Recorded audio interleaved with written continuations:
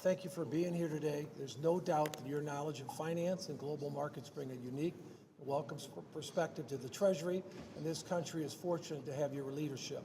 Since coming to Congress, I've seen administrations from both parties, I'll say that up front, in terms of what's happened with the debt deficit.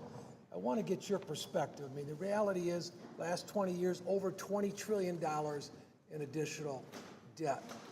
I remember in the 80s, frankly, where we had the junk bond markets. If I look at all these younger people out here, what we're leaving them is deplorable.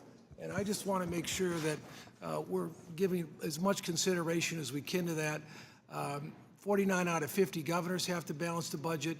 It's my biggest issue up here. It's not about one party or the other. It's both parties have done little or nothing in this area, and it needs to get addressed. When you spend last year, you take in $5 trillion, spend $7 trillion, and you average over $1 trillion a year for over the last 20 years, we need to get real about it. Because again, in the 70s, in the 80s, all the junk bond, I seen what happened with all the markets and all that.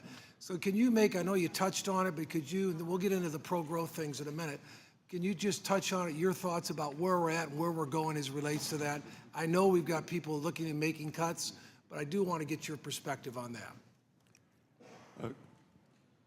Congressman, I've enjoyed our conversations in the past. You, as a very successful private businessman, understand the power of this tax bill, especially in the expensing. You and I discussed it in great detail. And look, we do not have a revenue problem. We have a spending problem. We are right in line with the long-term revenues of approximately 17 to 18% of GDP. What we've seen here is a blowout in the spending. And as I was saying, last fiscal year was something we have never seen before. We have never seen a deficit to GDP this large when we were not at war, or not in a recession, or not in a pandemic. Yeah, We Mr. could call that Secretary, a war. we only have 5 minutes. Let me just mention just real quickly. You mentioned, and I just want to get this in, that 100% expensing is like jet fuel, and 199 is huge. These are huge opportunities to make a big difference for small business, but to me, it's because I'm so passionate about it, because they're the job creators. So can you comment on that, your thoughts in terms of 199A and 100% expensing?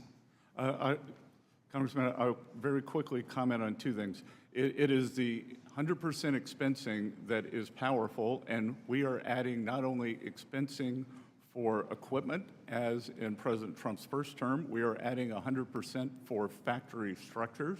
So if you want to build your factory here in the U.S., we want it to be tax efficient. We want you to have regulatory certainty. We want you to have quick permitting. And that is likely the single most powerful aspect. As the ranking member discussed, on the 400,000 level, that unfortunately is a disaster for small business in the 199. Most small businesses are pass-through entities, and those small businesses are substantially above that 400,000 threshold. Yeah, let me just add, just a closing point. I do want to make on the whole thing of full expensing, it's probably the most powerful tool, whether you're buying or selling. Someone that's been in business for 40 years or so, I can tell you firsthand, it's a powerful tool. It's a job-creating tool. I did want to have you comment the other thing on making, I'd say in Florida, I was chairman of the Florida Chamber, one of the big issues there is about making the tax, whatever we do on taxes, making it permanent, so they got more certainty, they can do planning and investing in terms of going forward. Do you want to add anything to that? Yes, sir. I was with a group of business leaders earlier this week, and they were telling me that they are, in fact, holding back on CapEx because they need for the tax bill to pass so that they will have certainty that the 100% expensing will come back. I think that we will see a sharp upward break in terms of CapEx as soon as we pass the One Big Beautiful Bill. Thank you, and thanks for your leadership. We're excited you're here today. Thank you.